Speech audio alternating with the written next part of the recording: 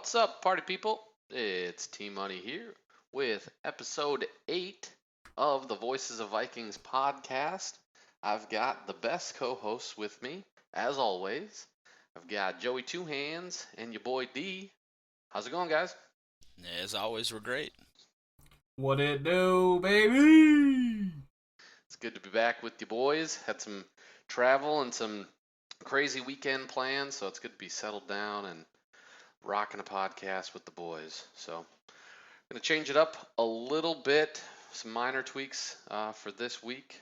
Same type of agenda. We're going to go over the division at the beginning here. We're going to talk about the dogs, go over the keys to victory and the two hands players to watch. As always, we'll have some family shout-outs at the end, but we're going to tweak it up a little bit. So stay on your toes, listeners. And while you're on your toes, I'll plug at the beginning, since I don't know if everyone's making it all the way to the end, but feel free, and we encourage interaction. So feel free to send questions, comments, concerns, thoughts to voicesofvikings@gmail.com. We'll absolutely get that included into the next podcast.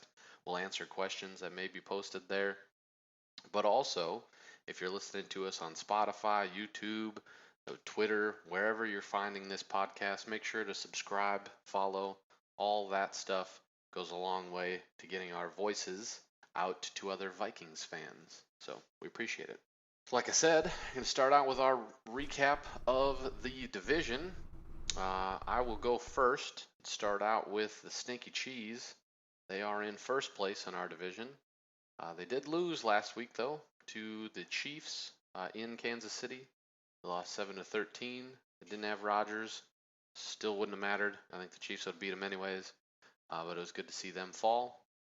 And this week, they are bringing in the Seattle Seahawks to Lambeau there for a 3:25 Central game. So not common for us, but go Seahawks. Little tweak here. I'm going to turn it over to D. He'll cover the Bears after I throw in that the Vikes are 3-5, technically second in the division. And obviously we lost to the Ravens 34-31. So, D, how the Bears doing? Right now they are third division, 3-6. They just lost I gotta say, a tough one Monday night against Pittsburgh. Reffing there was atrocious, I will say. Lots of things there with that. Even Adam Thielen spoke on some of the taunting calls. But bye week this week for him. Gonna be hard to lose that one. But third in the division, 3-6. And I'll bring up the rear here with the Detroit Lions. They are now 0-9 after losing to the bye. Poor Lions still can't even get a win when they don't play. They are actually 0-8, bringing up the rear of the NFC North and the whole league for that matter. I think they're the only team without a win right now. It's tough for them, but yeah, they're a rival, so can't feel too bad. Stinks to sink. Who are they playing this week? They are playing the Steelers Sunday. Just a noon game. Okay, should have known that. I think I picked up Steelers defense in my fantasy team because, Detroit Probably a ain't good gonna move. score. So. Ben, a little note on that one. Ben Roethlisberger did sit out practice, so we'll see. So did Najee. Yeah, so we'll see what happens. But It's unfortunate because I have Najee in both of my leagues starting. So, Najee, if you're hearing this for whatever random reason, you better play. Cool. Well, that's where the division sits. Still in it. We still hold the 2 games in hand against the Pack. So, absolutely can claw back into this thing. We just got to start rattling some off.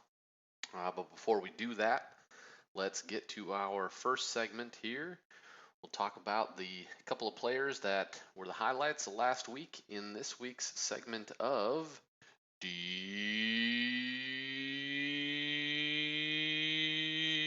Dogs. All right. So, for D's Dogs, I'm going to take a look here at D's notes.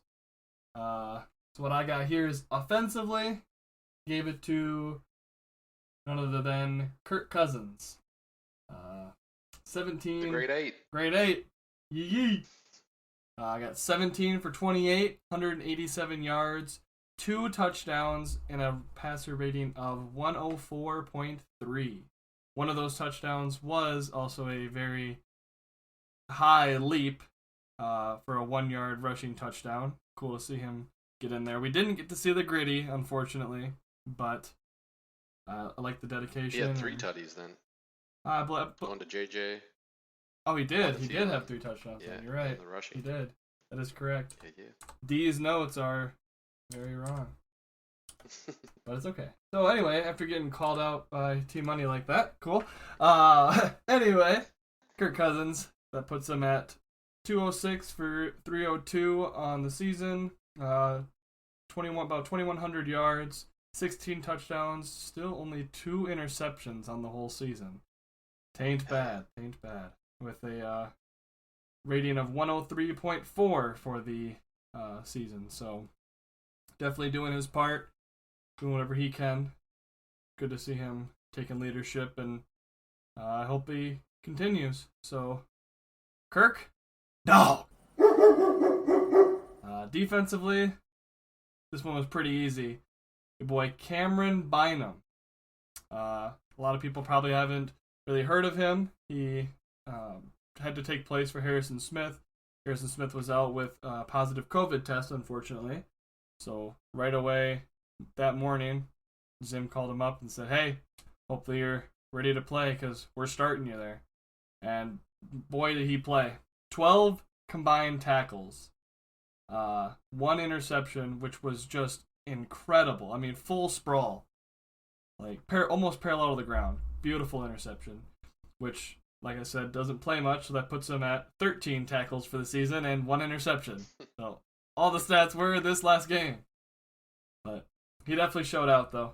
Good to see him taking place, and, you know, with somebody... Rise to the occasion. Somebody that's as important as Harrison Smith, it's good to see somebody get in there and be able to fill his shoes as best he can. So, Cameron, dog! Flying right through this thing. Honorable mention, also, not a hard one. The decision wasn't hard, but the name is very hard. So, we're going to give this one to, and I hope I don't butcher this, Kene Wangu. That's the best I got. That's what Google gives me. So, 98-yard kick return to start off the second half. Just incredible speed. And then also a nice 9-yard fake punt conversion. It was nice to get some trickery in there. I like to see that. They did a fake kneel, I believe, at one point as well, which didn't really do a whole bunch for us. But the fake punt was nice. It got us a first down. It was nice to see some of those different calls that you just don't expect a lot. So it was the kickoff return was the first touchdown of his NFL career. So what better way to do that? I'm sure he got the game ball. I believe I saw that on the sideline. They gave it to him. What better way to somebody ask you how you got your first NFL touchdown? Be able to pull up that on YouTube and say, hey, what do you think about this? So, but hasn't played much, but it's good to see him kind of getting the feel for things. So, Kene, dog. Nice. Love them all. Good calls there, for sure. Good to see Kene get out there. I saw that we are actually first in the league in return average. Obviously bolstered by that 98, but a couple other teams had some big ones too. So that's awesome to see. And then, it was good to see the aggressiveness on the fake punt. Let's do some of that type of stuff when they're not expecting it. It seems like, though, I feel like we've done that against the Ravens before, so I don't know if like Zim has something out for them or something, but hopefully we don't get into that position, but if we do, let's take some chances on it. It's good to see us convert that. So, agreed. Good dogs. Here's a treat. Thank you. I'll be here all week. Sick. All right. Well, next, let's shift gears into any other notes, I guess, about that loss to the Ravens. I know I was watching it with Joe as Kene is running down the sidelines. I'm jumping up and down, almost broke my ankle, and then did a sick cannonball back flop straight into the pool. Nice big red marks on my back. It was super dope. But it was fun to be able to watch with Joe down here and do some cannonballs. So showed again that we can play with anyone, so that's pretty cool. I mean, the Ravens are 6-2. We lost by 3 in a last-second field goal, and we had all the opportunity in the world to win that ball game. So, still only one game out of the playoffs. Love to see it. Joe got to try some of my famous potato skins, some jalapeno poppers. He was eating fish down here too. I was going wild, man. Crazy Ate a weekend lot of for him. fish.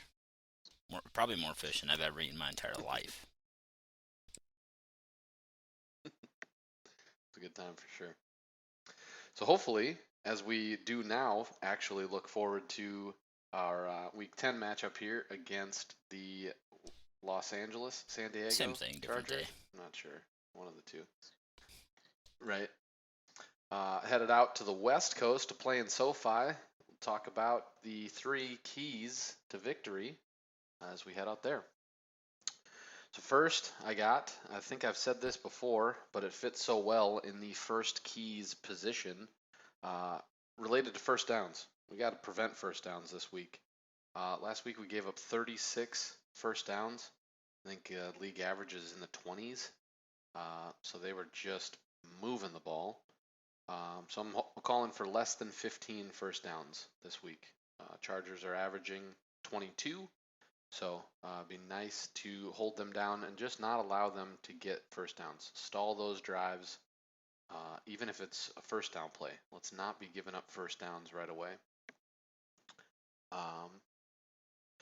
So they have 183 first downs on the year. Twice as many are passing too. So we're really going to need our corners and linebackers to be able to stop those quick routes, hold those first downs. So first key, less than 15 first downs.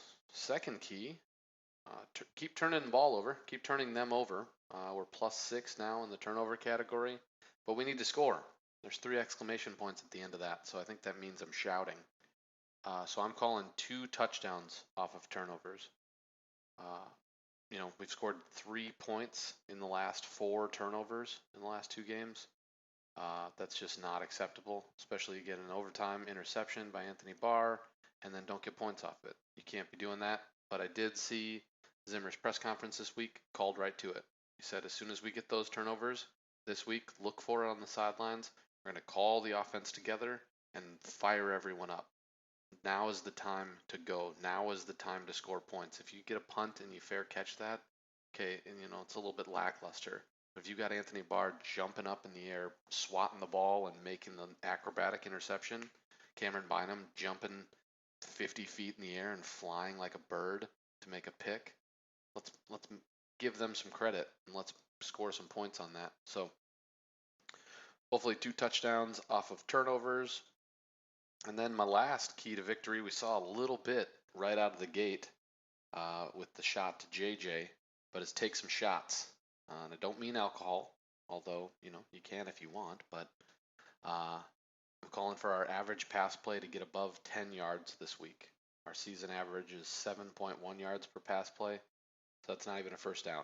We need to get some first downs. We need to take some shots and get some first downs, start moving the ball down the field. So Chargers pass defense is suspect, so I'd like to see us exploit that, make some deep shots. So I don't know whose segment was faster, D, but we're buzzing right on through. So, you guys got any thoughts on those keys? I don't know. I'm all for the end there, taking those shots. I'm all for that. So I Take thought the that was deep a good point shot, to put down. and then you score and take the shot on the touchdown. We'll just double up shots. Shots on Yeah, shots. buddy. Shots for days. I agree with all the keys to victory. Abysmal first downs for the Ravens last game. I mean, they had 89 offensive plays. We had 56. But we still hung in, which is crazy, right? It's somehow, because you have 2 turnovers and a freaking kick return. I don't know when the last time that a team has lost with that stat sheet, but It's probably been a while. Cool. Well, we follow those 3 things. We'll get out of there with a win, move to 4-5, turn this train around, get some momentum. Not looking too far forward, but I know that there's the Packers coming up soon. I think I can smell it. I can smell it on the schedule. It's getting too close. So, got to prepare ourselves for that. So, as we get to watch the game this weekend, I'll be in Kentucky watching. Should be fun, different environment. I haven't decided if I'm going to bring my cousin's jersey or not. Worried about packing that in the bag. I love it too much. D says I should. Joe says I should. Sounds like I'm putting that puppy in the bag. Let's put it in the bag. Fold it up all nice. Put it in like a nice plastic bag inside of, like one of those padded shipping envelopes. It'll be fine. Right. Just ship it there.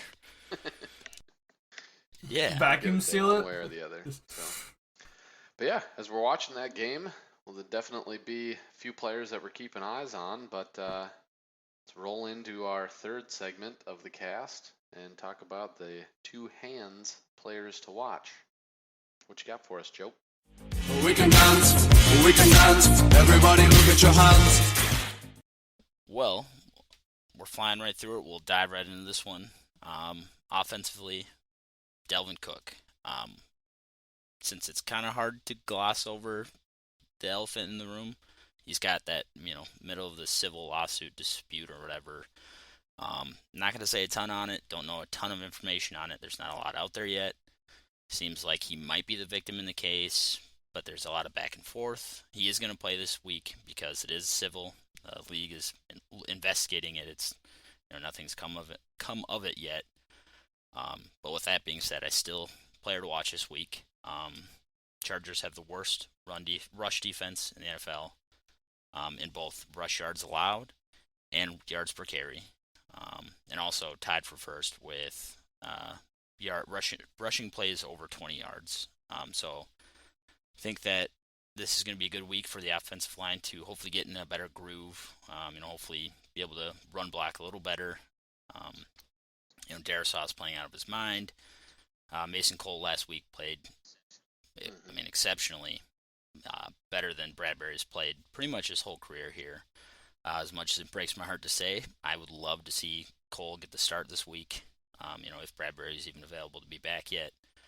You can't take a guy out when he's playing that well in his first game here. So, but yeah, Dalvin Cook, not getting the ball a lot. I know Kubiak said last week that they want to get him the ball more. He still only had 17 carries, still had 110 yards, so had a good, pretty good week of rushing. But I think this week, if he doesn't touch the ball, I want to say 40 plus times. That's going to be including in carries as well as catches. With the defense that the Chargers have, not being able to stop the run clearly, if the coaches don't see that, then I don't know what the hell we're doing here.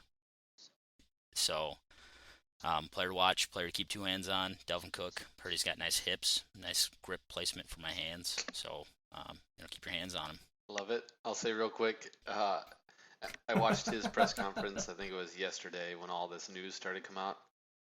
Regardless of the situation, anyone in that spot, you feel so bad for the dude because first thing, they always come out and they give their little spiel and then they say any questions. And so, of course, he's like, here's the info that I can legally tell you about this case. Any questions about it, I can't answer it. I'm leaving it for my lawyer and my whatever agent. And the first thing they say, well, can you expand on any of that? How would you tell us a little bit more? And you could just see he's like, okay, seriously, I just said I cannot talk about it. So fucking leave me alone. It's like, dude, so annoying. Reporters are vultures, dude. Any media, paparazzi, they're vultures. They're not, to be in that line of profession, you gotta have a certain thing in your brain off. They're just trying to catch him slipping, try to catch him saying something he's not supposed to say, and it's just like, anything that they can put the next breaking thing out on. Disgusting. They don't care about him. They don't care about anything. They want to get the next click. Losers. But on that, we'll dive right back into the defensive. I feel like the last 10 weeks, we haven't even played 10 weeks yet, I've said bar.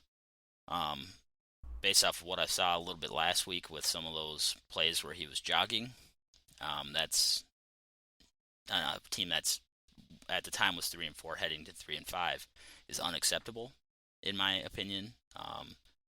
You're still in the fight. You're still in the playoff race.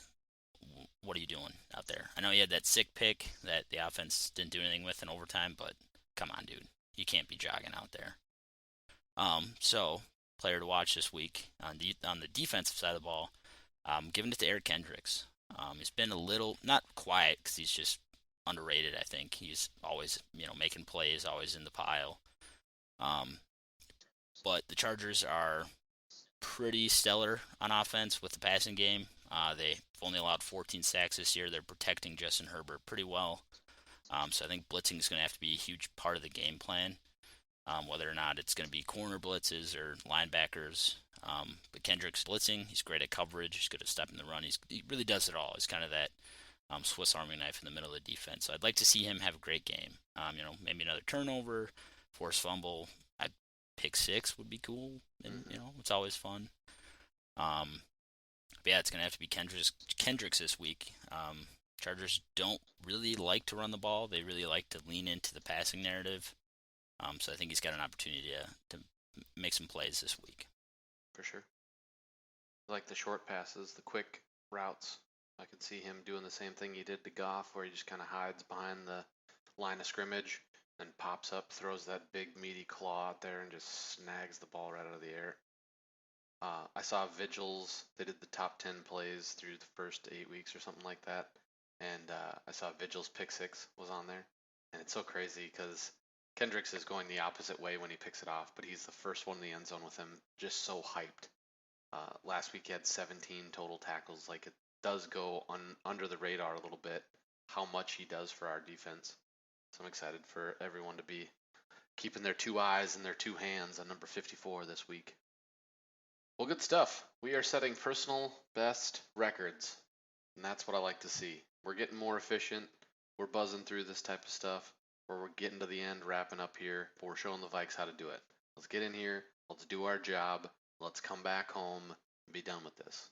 So that wraps up the standard segments. I think next, let's go with predictions. So headed out to SoFi Stadium, battling those Chargers. I think their defense is weak, so I do think we will score a good amount of points. I do think they will as well. I think our defense tends to play to the level of our competition, but I'm not going anything crazy. We've scored on average 30-plus points on the road, so I'm going to say that we're going to score 31. I think we're going to hold them to 17. I think we should have been able to hold the Ravens to 17. Let a couple of things slip through the cracks. So, T-Money's going 31-17 Vikes. Race to the finish. Who's next? I'll jump in here. We'll say 31-20 Vikes here. With the rushing defense for the Chargers, I'm going to say we got 2 rushing touchdowns for Cook. I'm going to say 2 passing touchdowns for Kirk, wherever it may be. If we're kind of leaning into the narrative of trying to get Cook the ball more, I think maybe another passing touchdown to Kirk, or from Kirk to Cook, and then maybe Thielen would be cool. So 4 total touchdowns and a field goal up in there at some point, maybe right before half. And then 20 for the Chargers, and I think 2 touchdowns, a couple field goals. So I think we got a good chance to get back, get the train righted, the ship upright. So 31-20.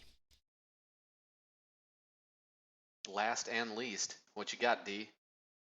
So not to really copy that, I'm going to change it up a bit. I was going to go with 31-21. Really good album by Prince, first off. But yeah, I think 31-21, have some good touchdowns in there. Get one field goal, but I think touchdowns are going to be the main score for us. I think we're going to get it figured out and get a couple of touchdowns, hopefully one on defense. I'm thinking pick 6 would be nice. Mm-hmm. So, I feel like we call for that every game. Got to see it sooner or later. Fact. I want to see the last time we played the Chargers. I watched it in the sweetest skull basement I've ever seen, and Joe had a blow-up couch, and I was standing up behind it. They had the ball. I don't remember who comes in. I think it was Daniil Hunter. Strip sack. Big old Linval Joseph comes and scoops that puppy, runs that back to the house. So it'd be nice to see if Pierce can play. It'd be nice to see him do something like that, or someone like Armin Watts or Blake Lynch, one of those guys that's kind of been filling that spot and playing well, getting some sacks here and there. But it'd be sweet to see, or maybe even Everson Griffin. Oh, baby. It'd be sick to see him score a touchdown. I'm fine with all that as long as it's not Linval Joseph, because he Facts. does play for the Chargers. So as long as he doesn't do it again, then we're set. If he runs the wrong way, though, like Bobby Boucher style, I'm fine with that, too. I'm fine with that. We'll get him a contract. Right. So, cool. Well, last couple bits here. We got our surrogate segment, the wild section. We're dropping the Gophs. They dropped the game, so they don't get talked about anymore. So we're going to dedicate this to the wild. We got to watch a couple of games while Two Hands was down here. So how they doing, Joe? They are playing, extremely well. This is the most excited I've been for the Wild. They're currently on a 4-game win streak. They love the close games. A couple overtime shootout wins. A couple big ones too recently here. 5-2, first in the Western Conference. They're playing out of their minds, man. They beat up on the Islanders last night at 9 p.m. I got to watch it on the flight, which is kind of cool. We flew Delta, and I got to watch the game on the flight, which made that thing go by like it was nothing. But they 5-2 against the Coyotes. Their Coyotes they're crippled, man. They're not good. So not a crazy win. They are. It's kind of sad to see sometimes. But they're over on the West Coast again here, playing tonight at 9 p.m. against the Golden Knights. So it should be a pretty decent game. There's not really a player that's standing out this year so far. A lot of young talent that's playing extremely well. Ryan Hartman's leading the team in goals at 6, but everyone else is 5, 3, 3. So goaltending's great. So definitely think that they have a great chance going deep in the playoffs. Maybe a shot at the Cup this year. They're doing everything right, it seems. So go Wild. Thanks. Cool. Well, we're racing to the finish. We got a couple minutes here left. Got some family shout-outs to roll on through. I thought that I had mine nailed down earlier, but that's what drugs will do to you, kids. Either you guys got a shout-out prepped? Not whatsoever. Let's noodle on it.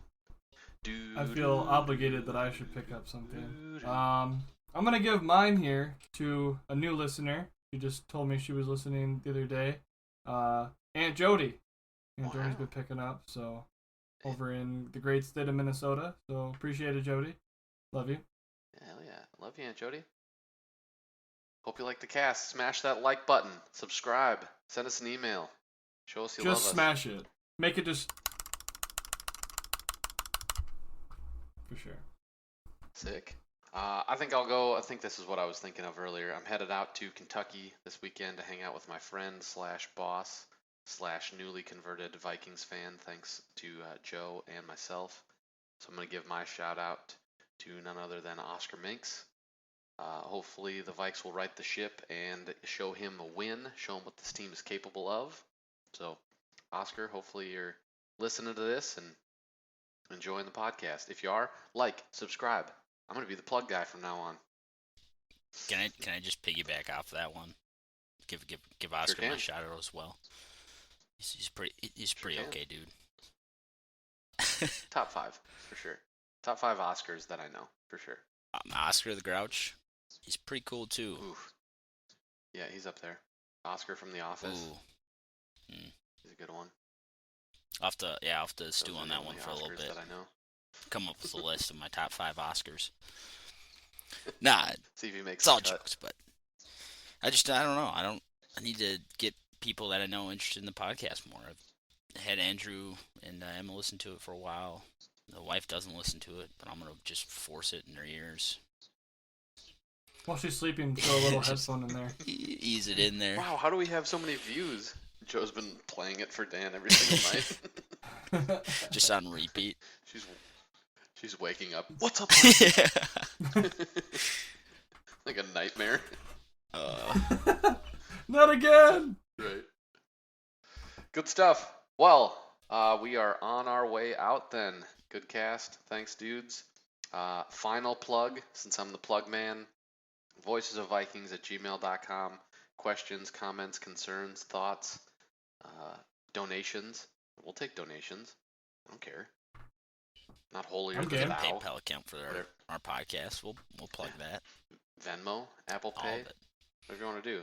Everything we're doing is free, but still, if you want to pay us for it, go for it. You can even write us a check. I don't even care. It's a Right. check. I know someone that works at a bank, so I could probably find out what to do with that check. I don't know what that is. I could tell you a few things you could do with that check. A couple places to put it. Hey-o. Cool. So yeah, send us questions and things like that. voiceofvikings@gmail.com. Also, if you're following this podcast, make sure you subscribe. If you're on YouTube, like it, download it, all those types of things. I know I'm going to sound like a broken record as I do this over the next few weeks, but as we go into the off season, all those types of things are going to bring our content up on the searches, and hopefully we'll be able to obtain some listeners that are not blood related to us or considered blood related to us. That'd be neat. So, thanks everyone for listening, and as always, Skull Vikes. Skull Vikes. Skull Vikes.